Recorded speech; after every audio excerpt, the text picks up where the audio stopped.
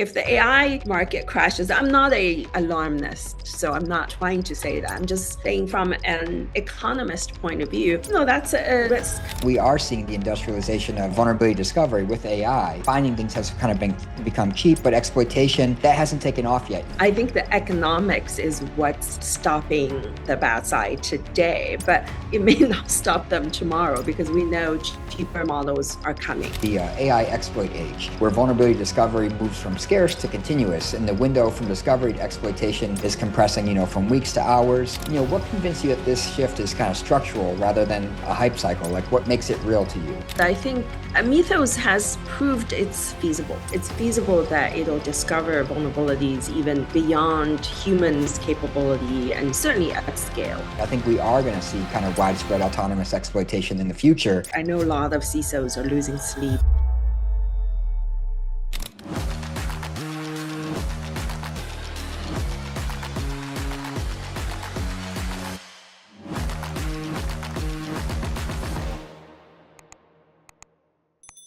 Thank you for joining the Resilient Cyber Show. My name is Chris Hughes. Today I'm joined by Chenxi Wang. Chenxi, thanks for being here. Thank you for having me. Yeah, I'm excited to chat. I've had you on in the past. I think it was around this time last year, actually. You had some great materials on, state of venture capital, services as a software, AI, cyber, everything in between. I follow your content for quite a bit now on LinkedIn and so on. But for folks that don't know you, don't know Rain Capital, can you tell us a bit about yourself and the team? Sure. We are an early stage venture firm based in Silicon Valley. We invest in cybersecurity and AI.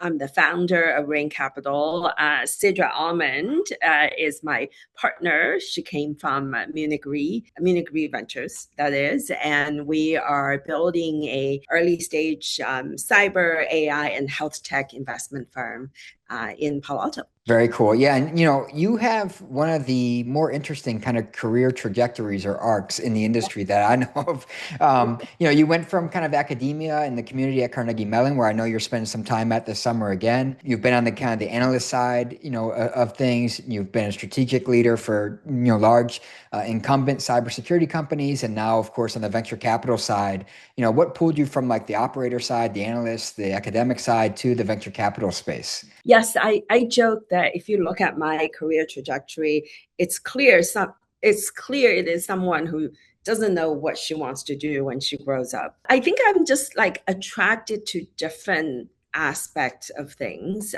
So I came from academia, and then after a while I said, it would be nice to try industry. I went to industry. I did a number of different things. Then I said, hey, it would be nice to try working with a portfolio of companies versus just one company at a time. And so I tried my hands in consulting and venture capital, and now I'm a VC. So it's kind of opportunistic at some level, but also intentional in the sense that every decision I made, it is to learn new things, to grow as an individual and a professional. Yeah, I think it's honestly, it's probably super beneficial at this point because you've seen the industry from many perspectives. You've seen the kind of research, the academic side. You've seen the practitioner, side of things, large industry leaders, right? Like, providing services and capabilities and products to the industry. Now you're kind of funding those entities, especially the ones that are trying to disrupt the status quo and be innovative. And I actually follow your content, like I said, quite a bit across different platforms, one of which I caught you on a podcast called Venture with Grace in May. And you talked about some of the signals that predict enterprise adoption for early stage start security companies, right? When you look at a seed stage AI security company today, what tells you, what enterprises may buy, and how do you use like your pulse of the industry to kind of gauge that when you're speaking to some of these founders? Yeah, and first of all, I do a lot of work with practitioners, meaning that I chat with them all the time, and I try to understand where their challenges are today and where they're spending time on. In my travels, those things became sort of problem sets that we intentionally looking for founders to solve. And obviously, we have a list of problems, and there are founders come and pitch on a slightly different set of the problems, and so we try to match them, right? And sometimes it's a perfect match, other times we're kind of trying to triangulate with the signals. So one of the things we're trying to decide with founders is how compelling the problem is. Is this something that people will buy today, in 3 months, in 6 months? That's one of the first questions we ask. Another one is how big is the market, right? So you may be solving a very compelling problem, but maybe you have a handful of customers and that's it. And that's not a venture backable business. So those are the things we look at in addition to the team. Yeah, I was going to ask, when you said that there, of course, like there's the TAM, the addressable market, the potential for revenue, scale, and size. Yeah. You also made a comment about 3 months, 6 months, 9 months, like, in down the road. Has that changed? I'm curious, like when you look at the kind of pace of innovation right now with AI and how quickly people can build, and it seems like every like 4 to 8 weeks, there's something new, the harness, the model, the this, to that, like, MCP's dead. No, MCP's not, like there's all these kind of debates in the industry. Like, how do you kind of orient yourself when you're looking at these founders, because it's so hard to predict what things may look like in 6 months or 12 months and so on? It is very hard to predict, especially with AI, right? The AI infrastructure world, I think it's changing every 6 weeks. I was just listening to a podcast on the way to work this morning, and they were talking about the memory layer for AI agents. And that has changed so much. And now the buzzword is semantic memory, right? And 6 months ago, it wasn't there, or maybe 9 months ago. So it's in the security industry, I think it's a little bit less frequent in terms of one wave of technology replace the other. What is interesting is how do you leverage these new tech that comes from the AI world, the new innovations, right? So often I get on a call and I'll talk to the founders that are pitching a security solution, and I'll ask them how do they build their stack, right?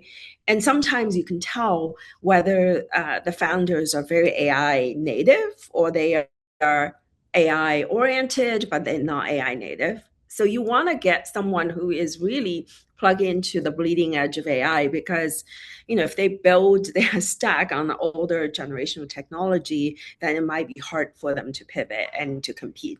So these days, I always look for that, right? I always say, who's the AI guy on your team, and where does this person come from, and where has she or he done in the past? And so trying to find a team that moves fast and pivot fast is one of the key ingredients today. Yeah, it's a great point. And anyone who's followed the space, you'll see many great companies, that are now incredibly successful and large. Like, they didn't necessarily start with the specific problem or thing that they do currently. They've pivoted along the way. They've changed. They've evolved. And that's like a critical skill set they need to have. And speaking of kind of trends and AI stacks, like I know you have a newsletter as well, and in the June newsletter, you were making the case, for the concept of guardian agents, which is kind of like, who's watching the watchers? There's so many agents in the enterprise, across every category. We're looking to use them now, whether it's SecOps or GRC or AppSec and everything therein in between. These kind of specialized AI systems that supervise and enforce boundaries on other AI systems. What does that supervision layer look like from inside an enterprise? And then I'm also curious how you think about this, because I know you come from the academic side and keep in touch with practitioners and researchers.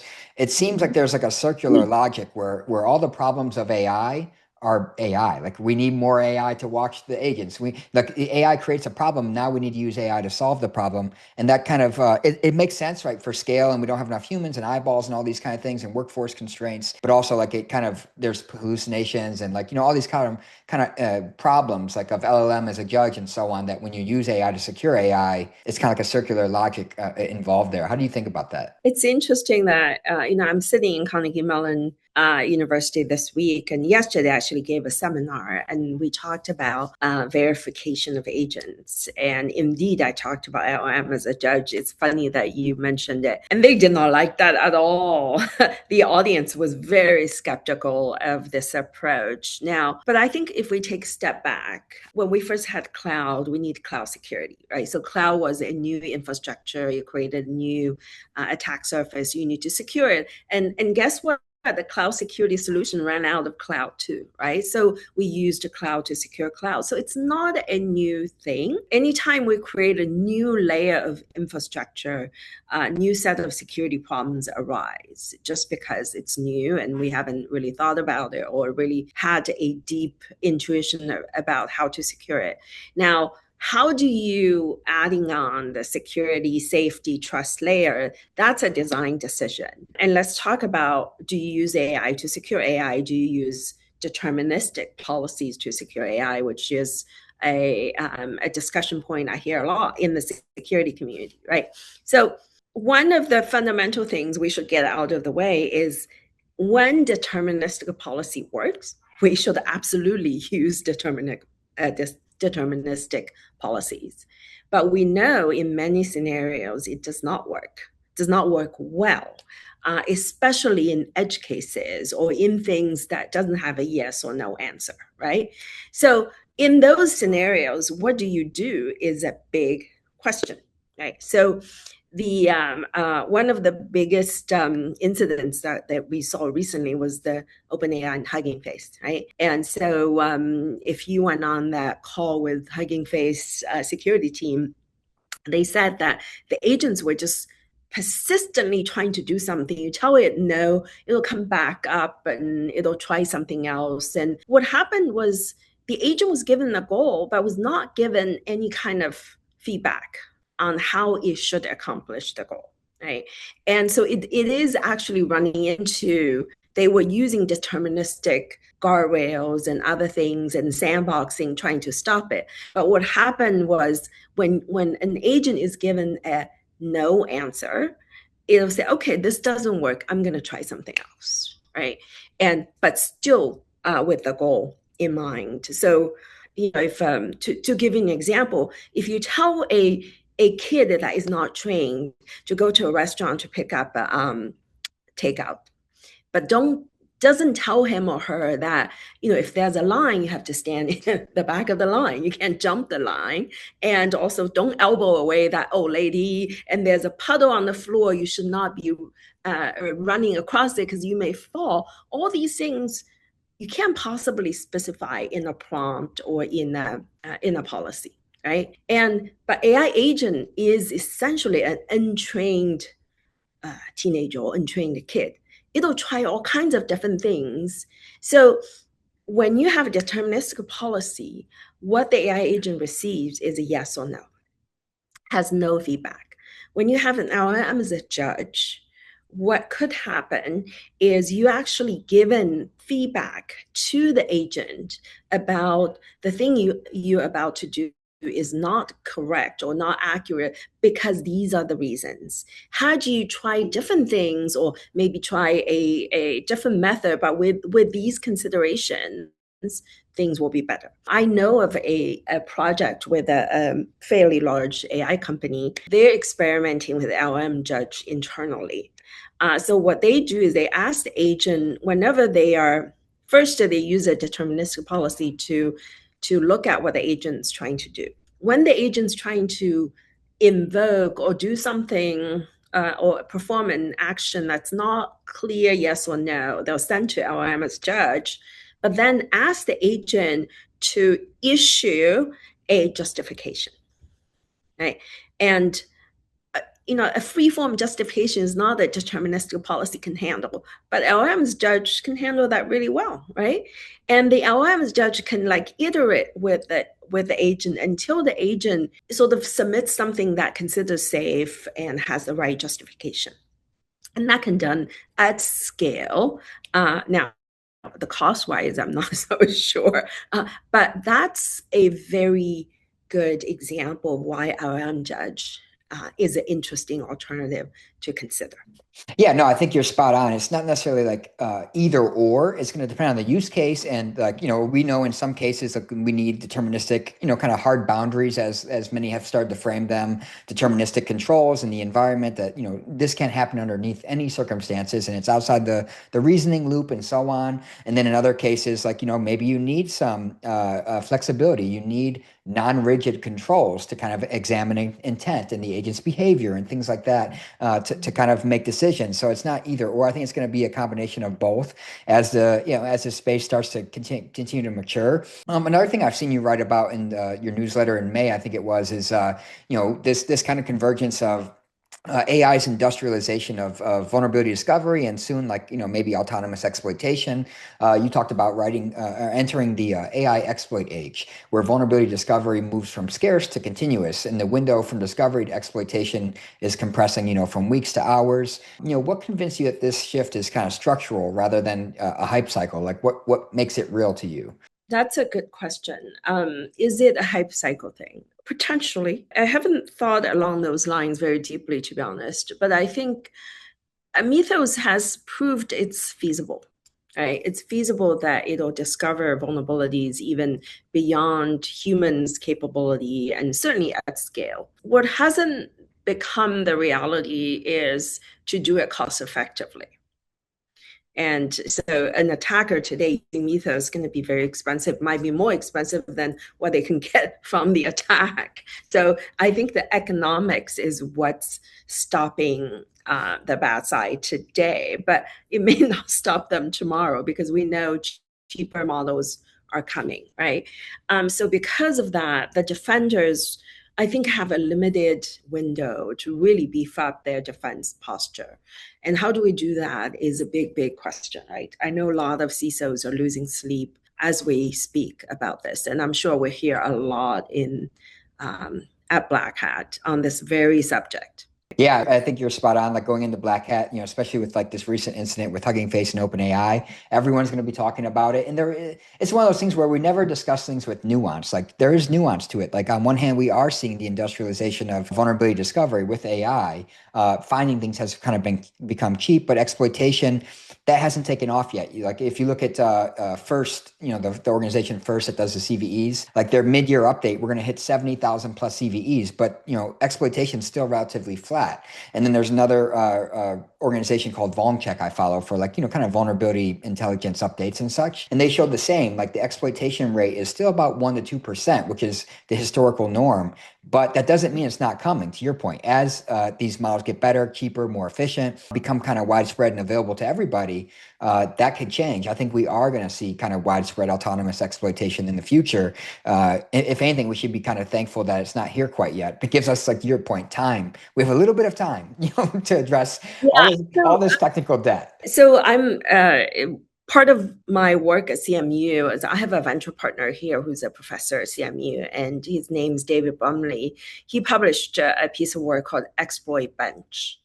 And this is a really interesting study that compares the different frontier models in their ability to carry on the journey of exploitation, from vulnerability discovery to leveraging the vulnerability to crafting the exploit, to execute the exploit as a whole journey, as opposed to Mythos only discovers vulnerabilities, right?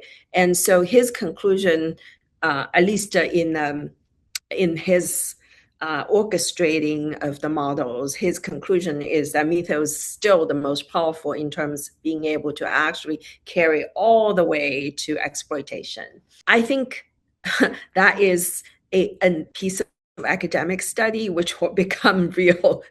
I don't want to put the number of months on it, but I think it's already been demonstrated it's feasible. So that's kind of scary, Chris.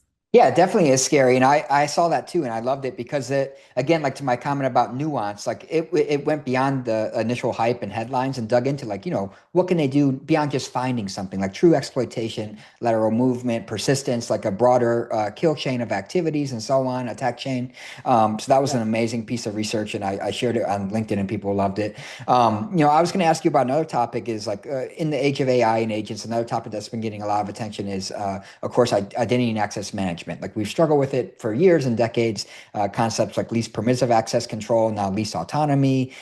We had our kind of wave of NHIs or non-human identities, of course. How do you think of identities for agents? Are they NHIs? Are they something different? Like, how do you think of AI and agents' impact on IAM? I think agent identity has similarities to human identities and also have similarities to NHI, right?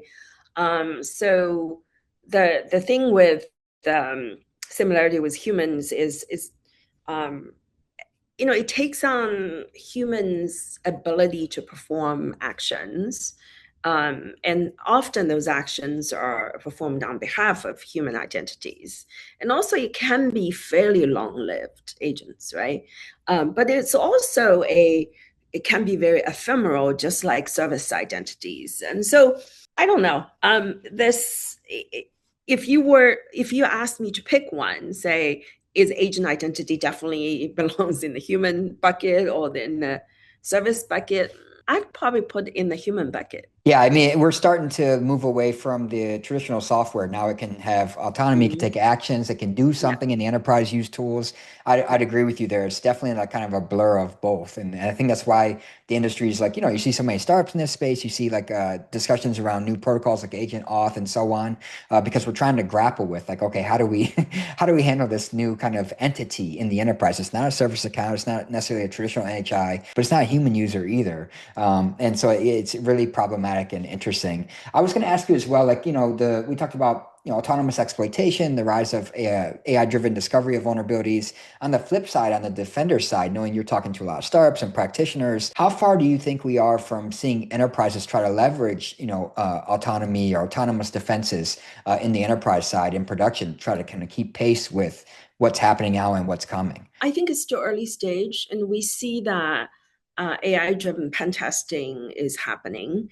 Now, are companies using the pen testing results to close the loop with their defense layer? Not yet, right? And so we are, one of my investments is a company called Straiker. And Straiker is one of the companies that actually does that. So they have a very strong AI pen testing layer, and that layer is integrated with their guardrail and the defense layer. The defense layer takes information from red teaming findings directly into their policies. They are one of the few can do this on the market today. And certainly if you look across the practitioner space, like companies, very few companies have this today. So I think that is something absolutely have to happen. And another thing that needs to happen is not just pen testing from outside. We have to pen testing from inside as well. And before anybody else externally find anything, we have to continuously like look at ourselves and say, hey, what's missing? What's a gap? We have to fix it. And the window to remediate things is really diminishing. Yeah, well said. And speaking of Stryker, I like I said, I kind of consume a lot of research and things publications and so on. They had a state of agentic threat report I found that was really awesome. People should check that out on their website. It was a really good report. A lot of great insights in there into real world environments, not just hypothetical type stuff. So give it a look on their website. That's Stryker, STAIKER.ai. So give that a look. I wanted to ask you, you're my fourth investor as well. Like this month, I've made a little bit of an investor sprint on the show. I had Ed Sim, John Sakota, Sid Trivedi as well. And you're kind of the fourth and final, venture capitalist guest on the show. I'm curious, there's been a lot of shared optimism about AI security as a category. Your own newsletter has noted capital concentrating in the extremes while Series C and B, stays somewhat constrained. Do you think we're funding a generation of seed stage AI security companies that may struggle to pass that gap? Just seeing some of the seed round sizes and things like that are happening. Like, what's your perspective on the kind of venture landscape of AI security right now? I think there is a danger of concentration for sure, but that doesn't just exist in the security space. Historically, we have not seen this much concentration of capital in one category, which is AI. Right? And if you are coming from just a pure finance point of view, you said you could look at this and say the last time it happened was actually in the 20s when railways came to the market, and there's a huge concentration of investment, and that market back then is really small, so the percentage of the capital concentration is about, I think it's the same as today's concentration in AI. So there's a big risk, and hence there's a risk in sort of a downstream risk of concentration AI security companies. And those large seed rounds are, I think, historically an anomaly, right? So because you want, in the seed investment, in the early stage investment, you want to take risks. You want to give different ideas a chance to foster themselves. And some of them won't work and others will work. So you give a little bit of capital for them to see where they'll progress. But these days, you have a concentration of capital behind a very early stage risky idea. I don't know. I'm not a fan. I also think there's a big market risk in, we saw the concentration of 4 or 5 frontier labs taking most of the capital investments. But you would agree there's a pendulum swinging back a little bit. Folks wanting to own their own models and have their own small language models or smaller parameters on premises that they can control, train their own data. And certainly the open weight models are coming up. The Thinking Machine Lab has a new open weight model, and K3, they're all becoming better and better. So the pendulum is swinging back. The question is, how is the capital distribution going to happen? So is it going to be a smooth transition to a concentration of capital of 5, 6 labs to 20 providers, let's say? Or is it going to be a big boom crash of the market? We know, right? And so security is kind of at the sort of receiving end of the market dynamics. And if the AI market crashes, I'm not an alarmist, so I'm not trying to say that. I'm just saying from an economist point of view, that's a risk. And if that happens, it will really impact the security market.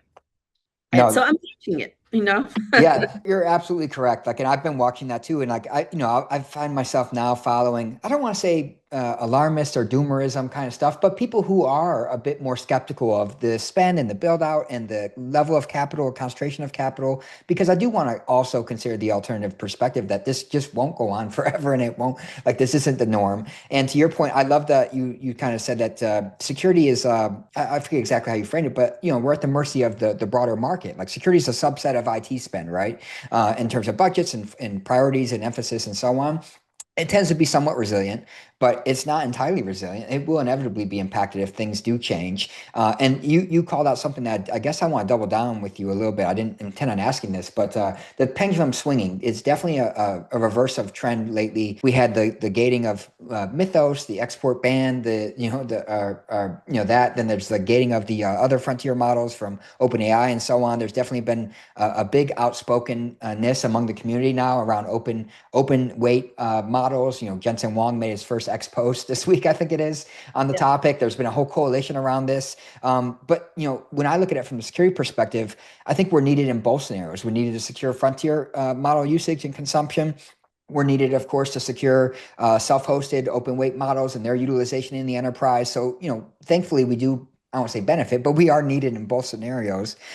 When you look at that and see enterprises, when you talk to practitioners, for example, how do you see them kind of evaluating which to use for which use case, whether we self-host or whether we use an open model, whether we use frontier, and what is driving some of these decisions for these enterprise tech and security leaders? I think it's a difficult decision to make. You really need someone who is versed in AI and AI infrastructure to help you make the decision. And also, some of these open weight models are not that walk in the park to just host. It's not like plug in and works. So you need a team of people to babysit it. So if you don't, then you kind of up a creek without a paddle. But if I rise up a level a bit, I'm in the camp of we must support open weight movement for the reason that if US doesn't do it, the other countries will do it. We can't stop them, right? So we essentially give them the opportunity to innovate. I think that's about as stupid a thing as can happen. So we, as an industry, as a country, we must support open weight movement as well as continue to invest in frontier research. Now, that said, from a specific enterprise point of view, how do you make decisions?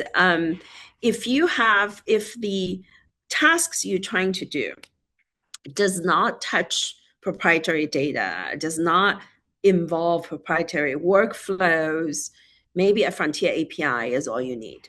And because you're not going to be able to build a model that competes with them for the depth of the knowledge, for the number of years they've spent training the model. But if something that you're trying to do is very specific, involve data or knowledge that they don't necessarily have, right? Then you probably should look at open weight models. And if you don't have the capabilities to, maybe you should bring a third party to help you do that. And that's a sort of easy kind of answer, but there are lots of shades of gray within that answer as well. So yeah, no, it's I agree with you completely, and it's like it's again, it's not an either or. There's nuance. Like organizations inevitably are going to use both. They're going to use frontier models for certain use cases and capabilities, self-hosted in certain scenarios. And to your point, it's not just an easy button. Like, well, we'll just use open source. Like, there's total cost of ownership. There's deployment, infrastructure, maintaining it, securing it, etc. Like, so it's a big consideration, and I think what's exciting to me is we're such like early in this whole kind of conversation. Like there's so much work to be done and so much innovation still to come. And but I agree with you. Like we shouldn't cede the lead to other nations by taking that blocking type approach or being restrictive, because as they say, constraint breeds innovation. I think we've seen that with chip constraints, and if we do that with the models, we'll see similar outcomes there. So I do hope we see kind of an open, innovative ecosystem in the United States here around model development and so on. I wanted to bring it home with the last question for you. Maybe back to the practitioners. Like for security leaders listening who maybe they don't invest or they don't work at a frontier lab, what should they be either doing differently or thinking about doing differently over the next 12 months to get ahead of, some of this AI-driven exploit, dynamics that we've kind of been talking about throughout the conversation? Yeah, so I think as a technology leader, right, first of all, you should look at where in your company AI is being used, because it's definitely being used. And then you should say, okay, is it being used in the most effective manner? Are there places, gaps that we could use AI to leverage that we are not, or places we should not be experimenting with AI, but we're throwing all kinds of token costs, right? So doing kind of reconciliation, if you will, as a homework, and then looking forward to the next 12 to 24 months and say, hey, where are the places AI can create value, not just like making it more productive or making it more cost effective, but really create net new value, a new strategy, new products, new services. That's where I would concentrate my effort on. Yeah, I love that answer because it's not, efficiency and cost reduction and not that those don't matter, they're not relevant, but it's a highly hyper competitive market. What can we do differently? How can we innovate? How can we differentiate? How can we provide more value to our customers and stakeholders? So I love that kind of answer right there. Well, thank you so much, Chenxi, for jumping on. We had a bit of some snafus with some tech stuff early on, but I'm glad I got you on here, and I'm looking forward to seeing you next week at Black Hat as well. Yeah, travel safe, and I'll see you in hot Vegas. Yes, ma'am. Talk to you soon. Okay. Bye. Bye.